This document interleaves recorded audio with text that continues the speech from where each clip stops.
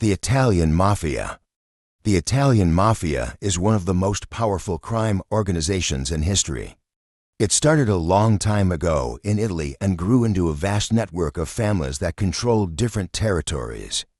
While some people saw the Mafia as a protector in its early days, over time, it became a group focused on power and money. Many Mafia leaders became famous for their influence, brutality, and intelligence. This video tells their stories, showing how they shaped history. Chapter 1: The Beginning of the Mafia. The origins of the Mafia go back to the 19th century in Sicily, a beautiful island in Italy. During that time, Sicily was under foreign rule and faced many problems. The local people suffered from corruption, unfair taxes, and violence. In response, some men formed secret groups to protect their families and land. These groups later became known as the Mafia. At first, the Mafia was seen as a force for good. They protected farmers from thieves and ensured that justice was served.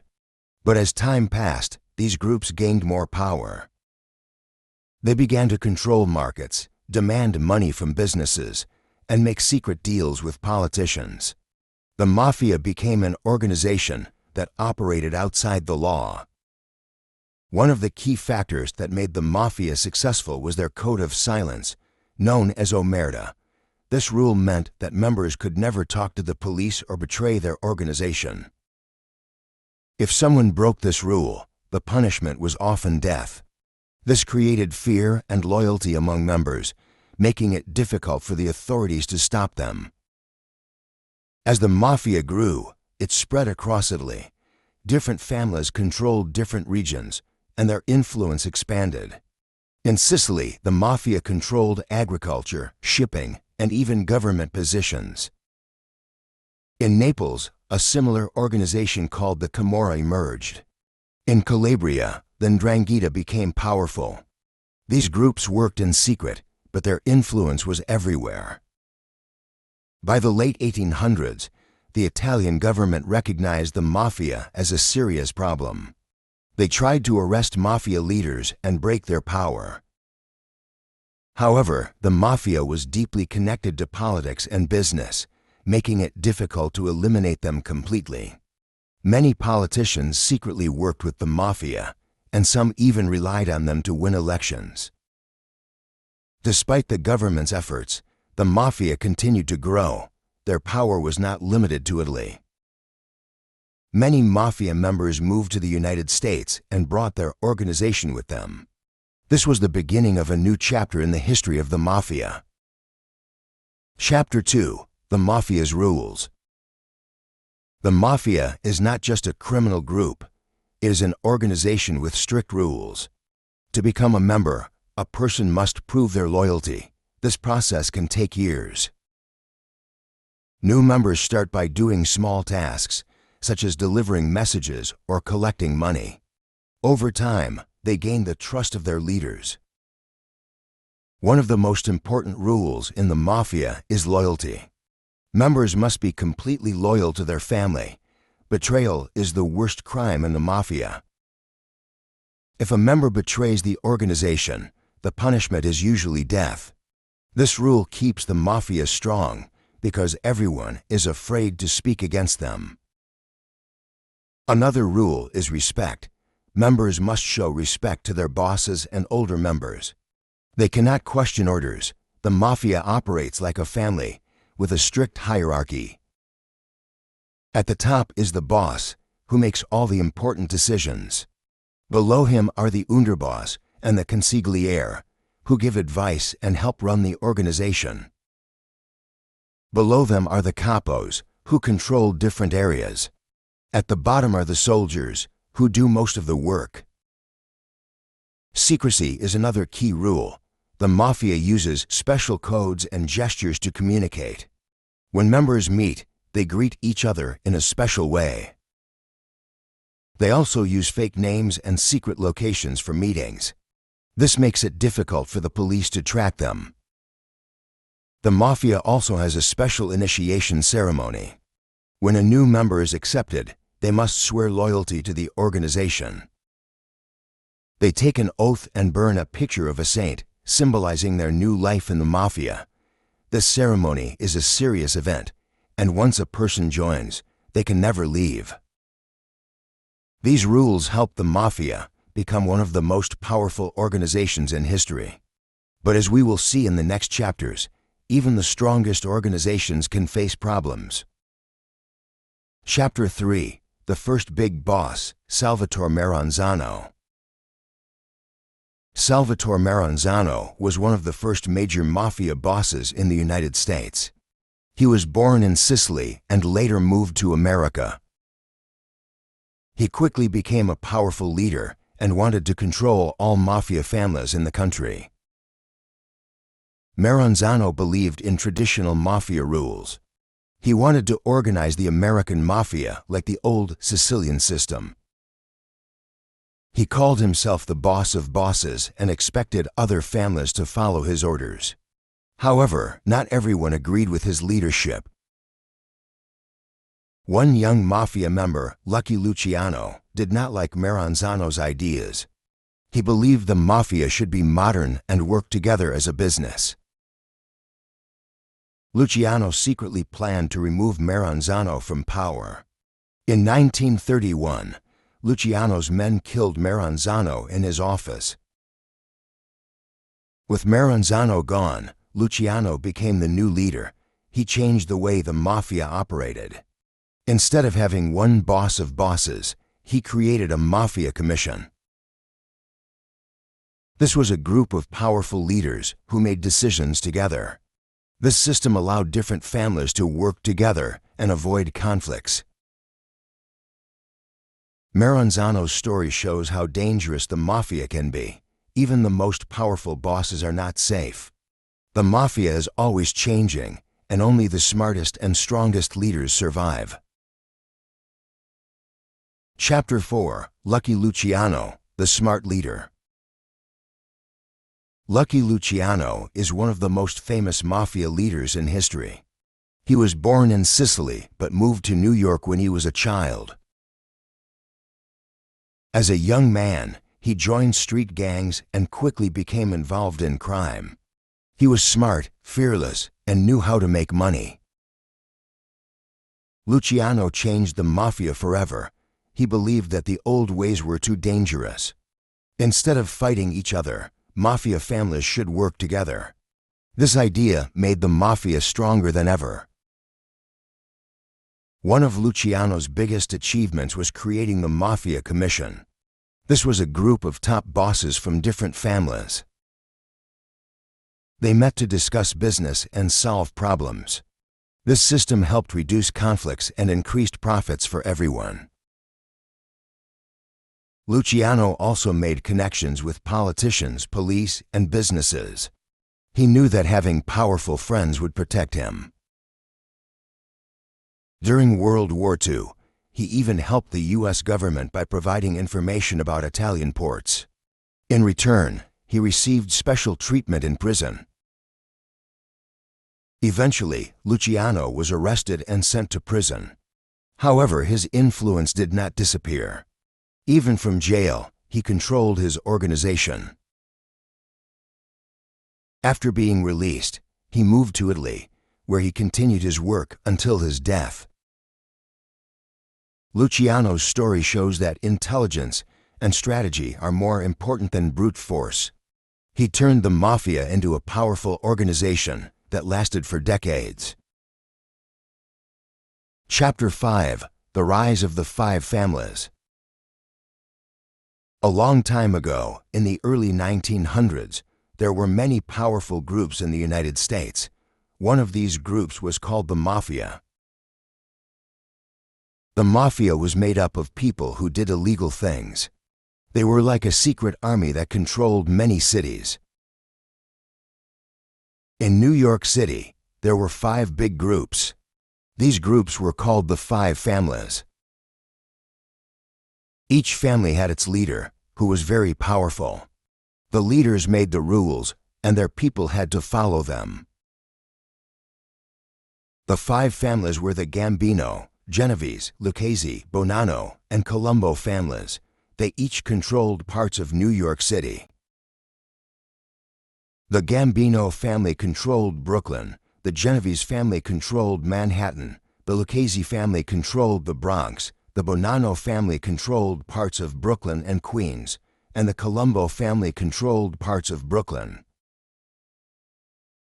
The Mafia families made a lot of money from illegal activities like gambling, selling alcohol, and stealing, but they also had many enemies.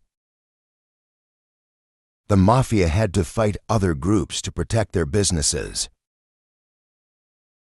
The Mafia was very secret. The families didn't want the police or anyone else to know what they were doing. They used their power to stay in control. The people who worked for the Mafia were called soldiers. They did all the dirty work, like collecting money from businesses or hurting people who didn't pay. Many people were afraid of the Mafia, but there were also people who worked with them. The Mafia families gave money and protection to people who did what they wanted.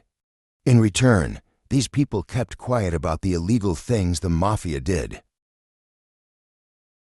The Mafia was like a big secret world that most people didn't know about. But as time passed, the families became more powerful. They controlled more cities, and they had more money than ever before. Chapter 6: Al Capone, the King of Chicago.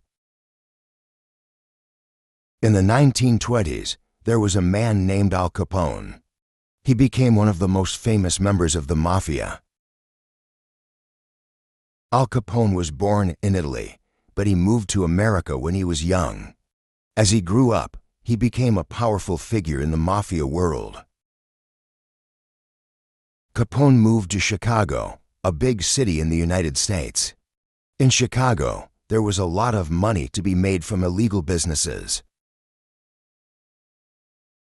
Capone saw this and quickly became the leader of the Chicago Mafia. He was very smart and knew how to control people. Capone's Mafia made a lot of money by selling alcohol. But this was during a time when alcohol was illegal. It was called Prohibition. The government in the United States made a law that said people could not make or drink alcohol. But many people still wanted alcohol, so the Mafia started to sell it secretly. Al Capone became rich from selling alcohol. He also made money from gambling and other illegal activities. Capone was very good at hiding his illegal actions. He used his power to control the police and the politicians in Chicago. He paid them money to make sure that they didn't stop him. But Capone was also very violent. He didn't care if people got hurt. If someone didn't pay him money or went against him, Capone would hurt them. He was responsible for many murders. One of the most famous murders was called the St. Valentine's Day Massacre. In 1929, Capone's men killed 7 members of a rival gang. It was a terrible crime that shocked the country. Even though Capone was very powerful, he had a big problem. The police were trying to catch him, but Capone was smart. He used his money and power to stay out of trouble. However, in the end, Capone was caught for something else. He was convicted of tax evasion, which means he didn't pay his taxes. Capone was sent to prison, and his power in Chicago started to fade. Even though Capone went to prison, he is still remembered as one of the most famous gangsters in American history. His story shows how dangerous and powerful the Mafia could be. Chapter 7: The Mafia and Prohibition. In the early 1900s, the government in the United States made a law called Prohibition. This law said that alcohol could not be made or sold. The government thought that alcohol was causing many problems in society, so they decided to ban it. They hoped this would stop crime and improve people's lives, but this didn't happen. Instead of stopping people from drinking, prohibition created a big problem. The demand for alcohol didn't disappear. People still wanted to drink, so the Mafia saw a chance to make a lot of money. They began to secretly make and sell alcohol, even though it was illegal. The Mafia made a huge amount of money during Prohibition. They started to make alcohol in secret places called speakeasies. These were hidden bars where people could go to drink alcohol. The Mafia also made alcohol in factories, but they had to hide it from the police. The Mafia sold alcohol to many people, including rich businessmen and politicians. Since alcohol was illegal, it became very valuable. The Mafia could sell it at a high price. But the government wanted to stop this illegal trade. The police tried to arrest the people who were making and selling alcohol, but it wasn't easy. The Mafia was very good at hiding their actions, and they used violence to keep people quiet. Many people in the Mafia were protected by the law because they paid the police to look the other way. The Mafia families worked together to control the alcohol trade. They divided the United States into different areas, and each family controlled one area. The families fought each other to control the most money. The fights often turned violent, with shootings and murders. But the Mafia kept making money from alcohol, even though it was illegal. Prohibition lasted for 13 years, from 1920 to 1933. During this time, the Mafia became more powerful. They used their money to build stronger organizations. They also used their money to bribe politicians and police officers, so they didn't get in trouble. In 1933, the government finally decided to end prohibition. The law was repealed, and alcohol became legal again. But by then, the Mafia had already made a lot of money. Even though alcohol was now legal, the Mafia still continued to do other illegal activities like gambling and drug trade. Prohibition was a big part of the Mafia's rise to power. It helped them build strong families and gain control over many cities. Even though Prohibition ended, the Mafia still remained strong for many years. Chapter 8: The Mafia versus Law Enforcement. As the Mafia grew more powerful, the government began to see it as a big problem. Law enforcement agencies, like the police and the FBI, wanted to stop the Mafia. They tried many ways to catch the Mafia leaders and break up their illegal activities. But it was very difficult because the Mafia was smart and they had a lot of money and power. One of the biggest problems for the police was that the Mafia could bribe many officers. The Mafia paid police officers to look the other way when they did illegal things. This made it hard for the law to catch the Mafia. The Mafia also had many lawyers who could help them stay out of prison. The Mafia was also very careful. They did not trust anyone outside of their families. They had strict rules to keep their business a secret. People in the Mafia knew that if they talked to the police, they could be killed. This made it hard for law enforcement to get any useful information about the Mafia. In the 1930s, the government decided to take stronger action against the Mafia. The FBI, led by a man named J. Edgar Hoover, started to focus on organized crime. They tried to use new tools, like wiretapping, listening to phone calls, and surveillance, watching people secretly, to gather information about the Mafia's activities. But the Mafia was very careful and didn't leave much evidence behind. One of the biggest moments in the fight against the Mafia happened in the 1950s. A man named Joe Valachi, a member of the Genovese family, decided to talk to the police.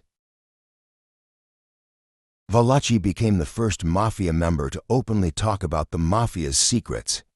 He told the police about the inner workings of the Mafia, and this helped law enforcement understand how the families operated. However, despite Valachi's testimony, it was still very hard to bring down the Mafia. The families had strong connections with politicians, businessmen, and even the police. It was difficult to catch the big leaders because they were so well protected. In the 1980s and 1990s, law enforcement had some big victories against the Mafia. They started to use new methods, like tracking money and looking for crimes like money laundering. They also used the help of Mafia informants, people who used to work for the Mafia but turned against them. These informants gave the police important information that helped them arrest many Mafia leaders. One of the most famous cases was the trial of John Gotti, the boss of the Gambino family. Gotti was known as the Dapper Don because he always wore expensive clothes and had a charming personality. He was a very powerful Mafia leader, but the police were able to gather enough evidence to convict him in the 1990s. Gotti was sentenced to life in prison. This was a big win for law enforcement. Even though the Mafia has been weakened over the years, it has not disappeared completely. Law enforcement continues to fight against organized crime, but the Mafia still operates in some places, doing illegal things like drug trafficking, extortion, and gambling. Chapter 9: The Decline of the Mafia. Over time, the Mafia became weaker. In the 1980s and 1990s, law enforcement started to have more success in fighting the Mafia. Many Mafia leaders were arrested, and many families lost their power. But what caused the decline of the Mafia? There were several reasons for this. One big reason was the success of law enforcement. The FBI, along with state and local police, used new technology to fight the Mafia. They began using wiretaps, surveillance, and computer systems to track the Mafia's money and activities. This made it much harder for the Mafia to operate secretly. As the police gathered more evidence, many Mafia leaders were arrested and sent to prison. The Mafia's power slowly began to fade. Another reason for the decline was that the Mafia was no longer as profitable as before. In the past, the Mafia made a lot of money from illegal activities like alcohol, gambling, and drugs. But by the 1990s, there were other ways to make money. The world had changed, and new kinds of crime, like computer hacking and internet fraud, started to replace the old ways of doing business. The Mafia didn't have as much control over these new forms of crime. The Mafia also began to fight among themselves. In the past, the families worked together, but as their power started to weaken, they began to turn on each other. Rival families fought over control of territory and money. This led to violence, and many Mafia members were killed. As the Mafia became more dangerous and unpredictable, it started to lose the support of its own people. The younger generation of Mafia members didn't want to follow the old ways. They didn't care about tradition or family loyalty as much as the older members did.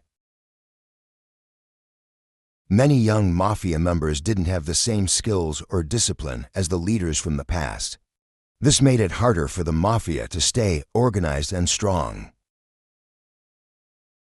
Additionally, the government passed new laws that made it easier to convict mafia members. The Racketeer Influenced and Corrupt Organizations Act (RICO) was passed in 1970, and it allowed law enforcement to target mafia leaders more effectively. RICO made it easier for the police to charge mafia members with crimes, even if they weren't directly involved in the illegal activities. This helped to bring down many powerful mafia families. By the 2000s, the mafia was no longer as powerful as it used to be. The families were smaller, and many of their leaders had been arrested or killed. The mafia had lost much of its influence in cities like New York, Chicago, and Las Vegas. However, it didn't completely disappear. The mafia still exists in some places, but it is not as powerful or as feared as it once was. Chapter 10: The Mafia Today. Although the mafia is not as powerful as it once was, it still exists today. The mafia has changed a lot over the years. It is no longer the strong, violent organization it used to be. However, it still operates in some parts of the world, continuing to do illegal business, even though law enforcement has become much better at catching them. Today, the mafia is involved in different kinds of crime than in the past. While they no longer control the alcohol trade like they did during Prohibition, they are still involved in gambling, drug trafficking, extortion, and money laundering. They also control parts of the construction industry, waste management, and other businesses that allow them to make money illegally. The mafia today is also much more secretive. Many of the leaders work quietly, using technology and the internet to hide their activities. They have learned from their past mistakes and are now careful to avoid being caught by the police. They use codes, fake businesses, and new methods to keep their illegal activities hidden. The mafia is also smaller than it was in the past. Many of the big mafia families, like the Gambino and Genovese families, have weakened over the years. The younger generation of mafia members is not as loyal as the older generations, and many have left the organization. This has made it harder for the mafia to stay organized and powerful. However, the mafia still has influence in some areas. In Italy, for example, there are still powerful mafia groups like the Sicilian Mafia Cosa Nostra, the Camorra, and the 'Ndrangheta. These groups control many illegal businesses and are involved in violence and corruption. They have a long history and continue to operate despite efforts by the government to stop them. In the United States, the mafia is not as strong as it was in the 20th century, but it still exists. The FBI and other law enforcement agencies continue to investigate the mafia, and they have had some success in breaking up their operations. However, the mafia is still involved in some parts of American life, particularly in cities like New York, Philadelphia, and Chicago. One thing that has changed is that the mafia is less public today. In the past, mafia members were often famous, with their faces known by the public. People knew the names of famous gangsters like Al Capone and John Gotti. Today, the mafia operates in the shadows. The leaders try to stay out of the spotlight, and their actions are much more secret. Despite its decline, the mafia is still a part of the history and culture of many countries. It is often romanticized in movies and books, where people see the mafia as a group of tough, powerful people who live by their own rules. However, in real life, the mafia is a dangerous and criminal organization that continues to cause harm and violence. Even though the Mafia is no longer as powerful as it once was, it is clear that it will never completely disappear. As long as there is money to be made through illegal activities, there will always be people who are willing to break the law to get rich. The Mafia today is a shadow of what it once was, but it is still a threat to society.